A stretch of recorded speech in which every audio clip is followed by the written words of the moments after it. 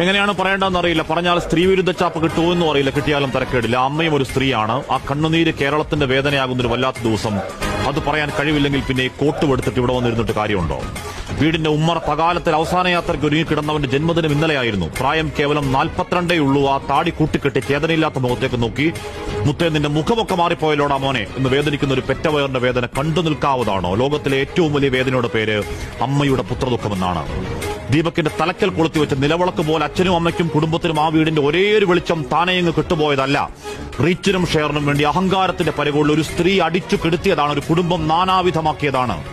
അങ്ങേയറ്റം വേദന ഉണ്ടാക്കുന്ന ഒരു ആത്മഹത്യയിലേക്ക് ചാടി വീണ് അവരുടെ രാഷ്ട്രീയവും മതവും ചികഞ്ഞ് 10 വോട്ടിനുള്ള സ്കോപ്പുണ്ടോ എന്ന് നോക്കുന്നവരുണ്ട്. ചെറുനക്കുന്ന ചെന്നായ്ക്കൾ, അത്തരക്കാരെ വിട്ടേക്ക്. ഇവിടെ പ്രശ്നം അതല്ല.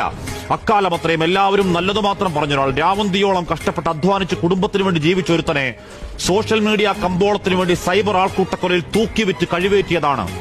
നവീൻ ബാബുവിന്റെ കാര്യത്തിൽ എപ്പോഴും പറഞ്ഞതുപോലെ മരിച്ചുപോയവർക്ക് വേണ്ടി ആഞ്ഞുവാദിക്കൽ ഉത്തരവാദിത്തമെന്ന ബോധ്യത്തിൽ മാത്രമല്ല, വീഡിയോ പലയാവർത്തി കണ്ട ബോധ്യത്തിൽ പറയുന്നു. ആ യുവാവ് 110% നിരപരാധി. ഭാരമുള്ളൊരു ബാഗ് ഉയർത്തുമ്പോൾ അറിയാതെ പറ്റിയത്, റീച്ചിന് പറ്റിയ ഒരു കോപ്പ് കിട്ടിയ ആനന്ദത്തിൽ ചിരിച്ചുകൊണ്ട് ലൈംഗികാതിക്രമം പകർത്തിയെന്ന് ആരോട് പറയാനാണ്? ആദ്യമിട്ടൊരു വീഡിയോ എറിച്ചില്ല, പിന്നെ ആ സ്ലോ മോഷൻ പല ആംഗിളിൽ എഡിറ്റ് ചെയ്ത് സാരോപദേശം തള്ളിക്കയറ്റിയ വീഡിയോ ഇന്നലെ അപ്പോൾ 27 ലക്ഷം പേര് കണ്ടെങ്കിൽ ഒരുത്തനെ പച്ചയ്ക്ക് വെട്ടിക്കീറി ഇറച്ചി കഷ്ണം വിൽപ്പനയ്ക്ക് വെച്ചതിന്റെ കൂലിയാണ്.